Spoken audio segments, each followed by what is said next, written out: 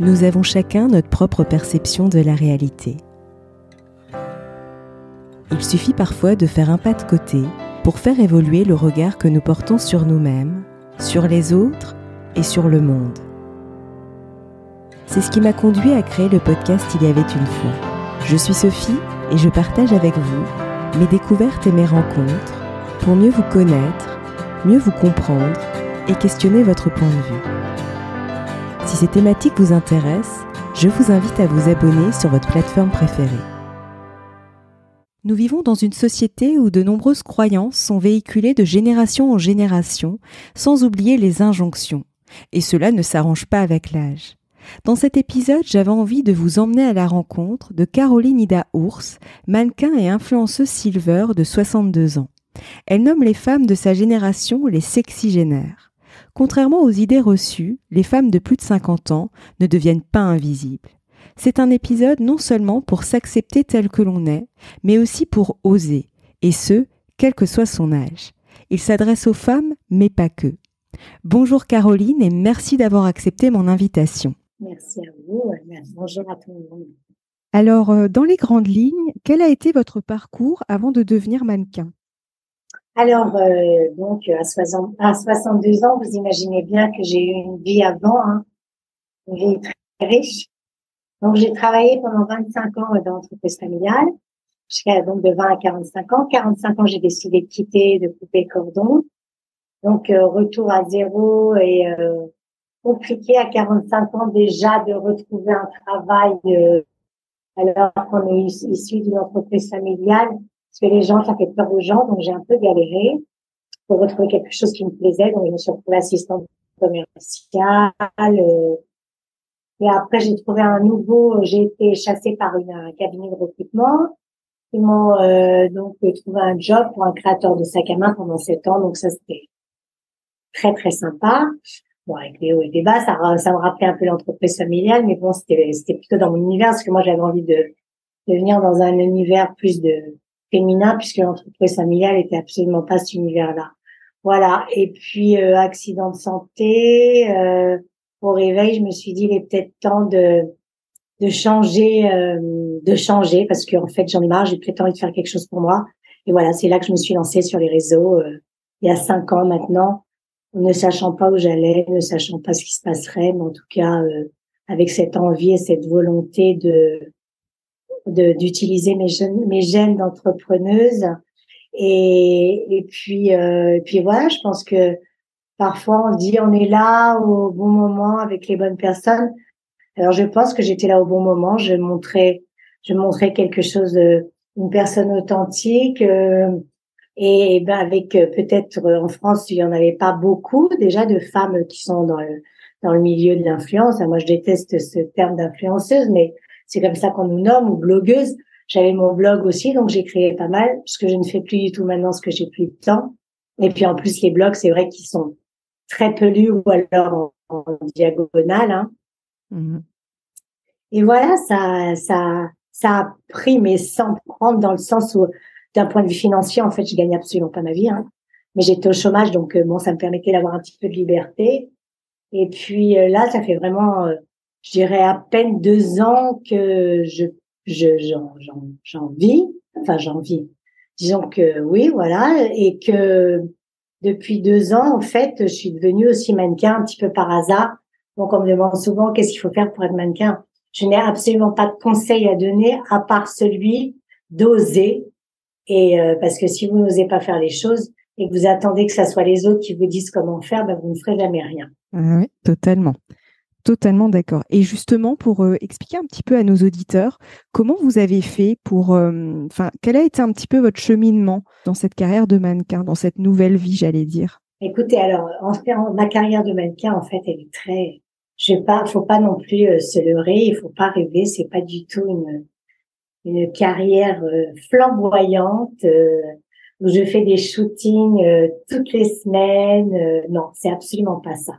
J'ai eu la chance de participer, donc il y a un peu plus de 2 ans, via l'influence, via mon compte Instagram, à un salon de la lingerie où en fait ils faisaient un défilé où on prenait le body positive. J'ai fait partie de ce défilé Et j'ai été remarquée par des marques à ce moment-là. Et voilà comment ça a commencé. Ouais. Alors, j'ai eu l'opportunité donc d'avoir été remarquée par Darjeeling, pour la citer parce que tout le monde m'a vu, hein. C'est avec cet affichage national sur tous les arrêts de bus l'année dernière. Et Darjeeling et moi, on a changé les choses. Il y a eu un avant et un après. Et c'est vrai que ça a choqué dans le bon sens et parfois dans le mauvais parce qu'il y a toujours des gens à qui ça n'a pas plu. Mais ça a bougé les consciences en se disant, ah ben oui, c'est sûr qu'une nana de 60 ans, de 44, avec ses cheveux blancs affichés sur tous les abribus. Et donc voilà. Mais alors je fais quelques petites choses à droite à gauche avec quelques marques, etc. Et je suis dans pas mal d'agences de mannequins, mais les agences de mannequins ne sont pas, enfin les marques en tout cas, ne sont pas prêtes encore à présenter des profils comme le mien. Il y a personne sur la Fashion Week ou alors 1% de mannequins silver, c'est-à-dire de plus de 50 ans et encore elles sont comme ça, avec des cheveux blancs et longs. Et puis donc ma carrière de mannequin, je peux pas dire que ça soit une carrière parce qu'en fait pour moi c'est des petits amusements. On vient me chercher beaucoup sur mon compte Instagram, mais des castings via les agences, je ne vais jamais jusqu'au bout. J'ai quelques castings, j'avoue, mais je ne suis jamais prise. Donc est-ce que je vais au casting pour vous savez faire partir d'un quota genre bah oui on va prendre une nana vieille et grosse, je rigole. Hein. J'ai le droit puisque c'est vis-à-vis de moi. En fait, je vais jamais jusqu'au bout. Donc, c'est qu'il y a encore vraiment un problème par rapport à ça, quoi. Et justement, quelle a été votre manière d'aborder le regard des autres? Bon, écoutez, moi, je m'en fiche un peu, en fait, du regard des autres.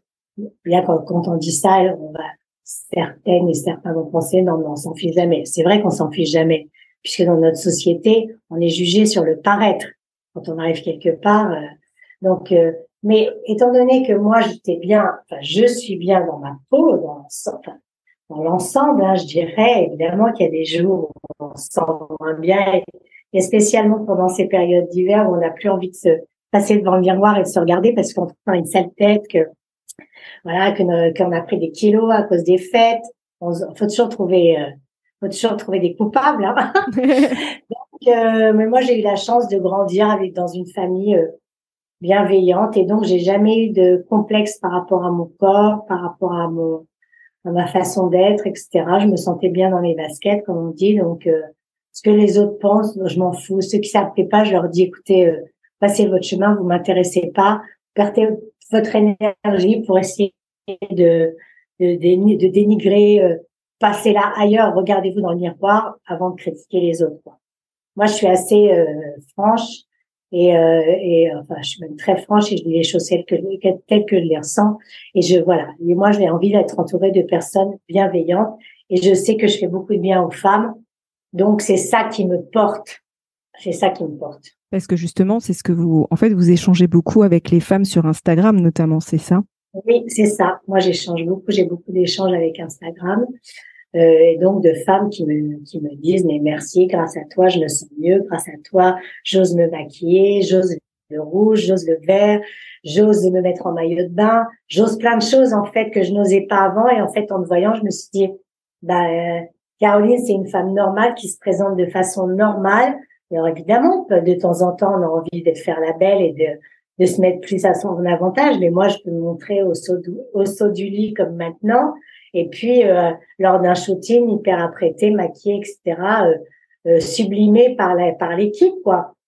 Donc, en fait, grâce à ça, les femmes se disent, bah oui, en fait, quand elles m'ont vu sur les affiches, elles se sont dit, bah en fait, elle est comme moi. Il y a des enfants qui passaient même et qui disaient, quand la maman disait, bon, qu'est-ce que tu penses de cette femme? Ah bah elle est comme toi, elle te ressemble, elle est belle. Donc, vous voyez, on dit la vérité sur de la bouche des enfants. Et là, c'était vraiment trop mignon. Alors, je dis pas par rapport à moi, ça aurait pu être quelqu'un d'autre sur la photo, mais c'était pour vous dire cette espèce d'impact que ça a eu, quoi, en fait. Ouais, c'est ce que je trouve très inspirant. Et avez-vous toujours eu un rapport décomplexé avec votre corps ou est-ce que ça a évolué avec le temps? Non, j'ai toujours eu un rapport décomplexé, alors évidemment, loin d'être parfaite, puisqu'on sait que la perfection n'existe pas, et ça serait dommage si elle existait. On veut nous faire croire qu'elle existe à travers les réseaux, à travers les filtres, etc. Non, mais moi, je connais mes points forts, je connais mes points faibles, et puis je fais avec, quoi. On peut pas être sans arrêt, voilà, dans une espèce de recherche de ce que voudraient les autres. Non, il faut être bien avec soi-même. C'est un travail avec soi-même qu'il faut faire. Si on fait pas ce travail avec soi-même, on pourra jamais être bien avec les autres. Ça sera une illusion de quelques jours, quelques semaines, quelques mois, quoi. Ah, je suis totalement d'accord. C'est notamment ce que je transmets à travers mes formations, mais c'est ça, c'est exactement ça. Il faut revenir à soi, effectivement, pour être bien avec les autres. C'est ça. Ouais. Ouais. Et que vous ont-ils apporté, justement, vous en avez un petit peu parlé, mais ces premières années dans le mannequinat, est-ce que vous en avez tiré des apprentissages, entre guillemets? Des apprentissages, comme on dit, on apprend tous les jours. Faut pas croire que Ça. parce qu'on a 60 ans, on sait toute la vie. J'en sais sûrement plus que une personne peut-être plus jeune. Quoique maintenant, je trouve que les jeunes sont vachement avec tous les réseaux et tout Internet, etc., connaissent vachement des choses. Moi, j'apprends surtout. Alors maintenant, en tant que mannequin, j'apprends à être toujours humble, rester humble par rapport aux autres et par rapport à soi. Et c'est pas parce qu'on est appelé sur un casting qu'on va être pris. La concurrence est rude, et il faut pas regarder et juger les autres parce que ils sont différents. Non, c'est une acceptation. C'est toujours une acceptation. On va toujours vers l'acceptation de soi, en fait. Et c'est vrai que mannequin, moi, je disais, ça faisait rêver à une époque. À une époque, ça faisait rêver. Aujourd'hui, moi, en tant que mannequin, moi, en plus, je me considère pas vraiment comme une mannequin. Et je pense pas que en fait ce terme fasse vraiment rêver parce que il nous met encore, il a tendance à vouloir nous mettre encore dans des cases. Et moi, c'est ce que je refuse totalement par rapport à la société qui veut nous mettre dans des cases. Donc, je reste moi-même. Et, et mannequin pour moi aujourd'hui n'a pas la même signification qu'il a pu avoir dans les années 80 avec tous les top modèles, etc. Aujourd'hui, c'est en fait, je dirais tout le monde pourrait devenir mannequin. La preuve, je suis une preuve vivante en fait. Vous voyez. Et quel est finalement le pourquoi qui se cache derrière, justement, j'allais dire, votre carrière de mannequin, justement, ces premières années dans le mannequinat? Moi, c'est plus, je dirais franchement, c'était plus une espèce de petit challenge en fait, une espèce de petit challenge que je me faisais face à moi-même. Et puis, vu mon combat et mon engagement pour essayer de changer les choses par rapport à l'agisme, je me disais, bah, ça va exactement dans le même sens, Moi, j'ai jamais rêvé quand j'étais jeune d'être mannequin. Ça arrive comme ça par hasard. Ça me fait gagner des sous. Pourquoi je dirais non? Vous voyez? Et en plus, grâce à ce que je fais, ça fait évoluer aussi les choses et les mentalités. À petits pas, à pas de fourmis, mais n'empêche que ça les fait évoluer. Donc, pourquoi s'en priver? Pourquoi s'en priver? Mais par rapport à moi, je vais vous dire un truc, quand il y a des castings et je suis pas prise, évidemment, je me dis pas, oh, je suis pas en pleurs en me disant, oh là là, je sais pas. Non, je dis, bah oui, je suis, en fait, tant mieux, ça sera une autre, ça sera pas moi, ça sera moi peut-être la prochaine fois ou pas. Mais peu importe, je suis contente pour l'autre.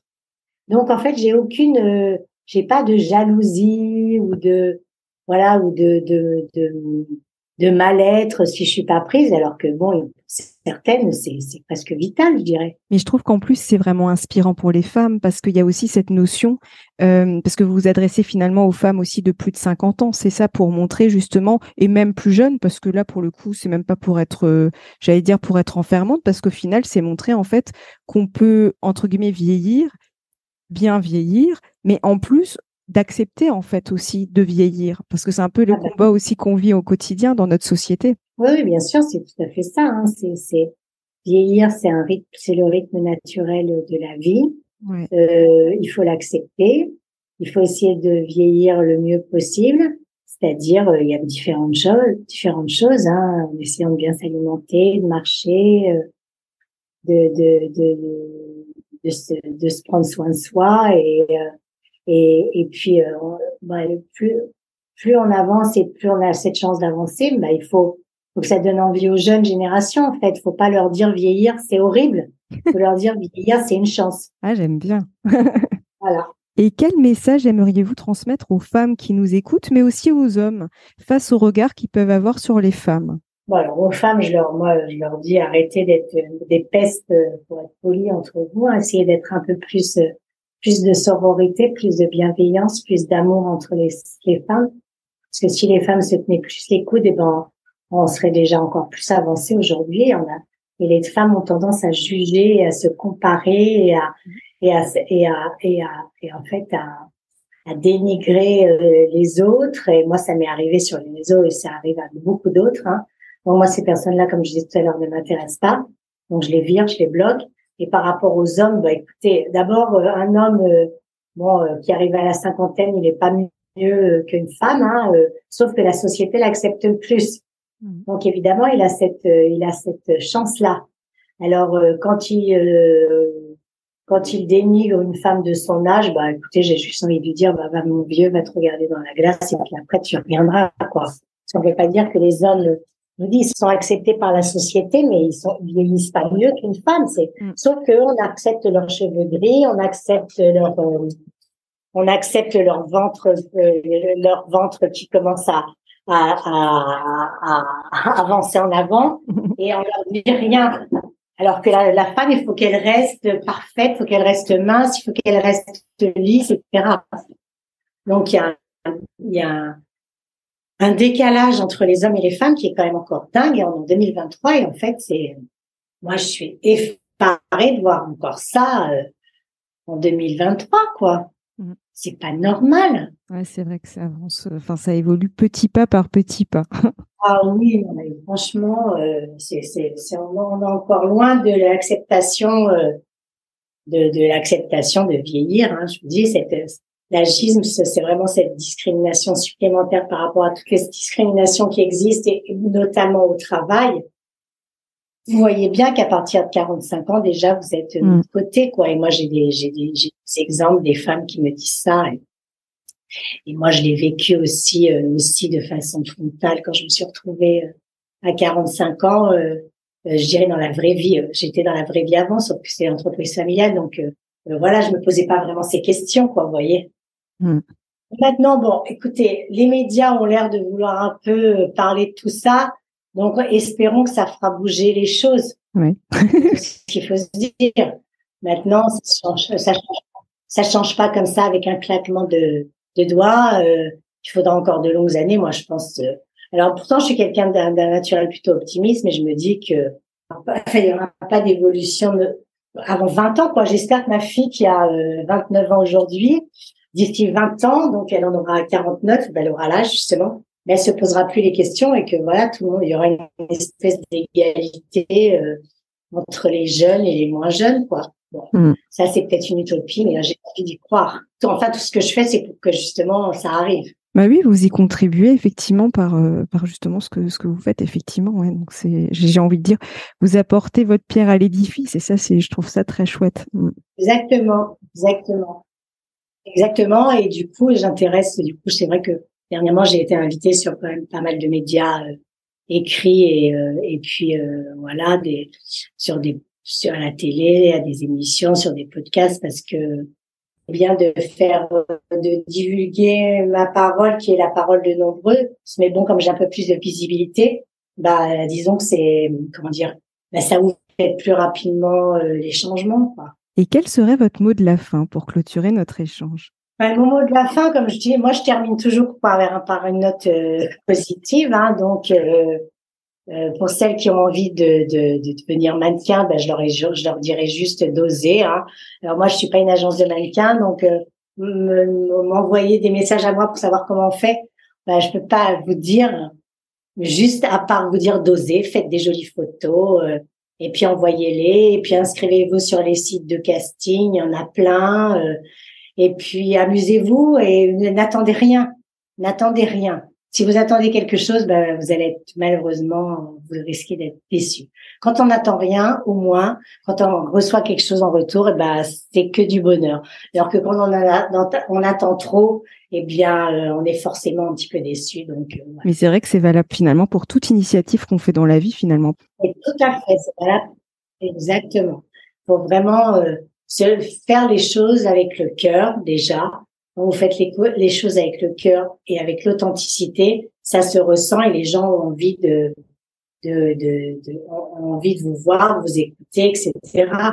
S'ils sentent que c'est du fake et que vous faites ça juste parce qu'il faut le faire, ben ça marchera jamais. Exactement. Ou alors ça marche pas très longtemps. Ouais. En tout cas, un grand merci Caroline vraiment pour notre échange. Merci, avec plaisir. Et puis on peut vous retrouver sur Instagram. Merci. Et puis à bientôt. Et puis bonne continuation. Merci. À vous aussi. Merci. Si vous avez aimé cet épisode, n'hésitez pas à lui laisser 5 étoiles sur Apple Podcast ou un pouce sur YouTube. Et surtout, abonnez-vous sur votre plateforme d'écoute préférée pour ne manquer aucun épisode. Je vous souhaite une très belle journée ou une très belle soirée et vous donne rendez-vous dans 2 semaines. À bientôt!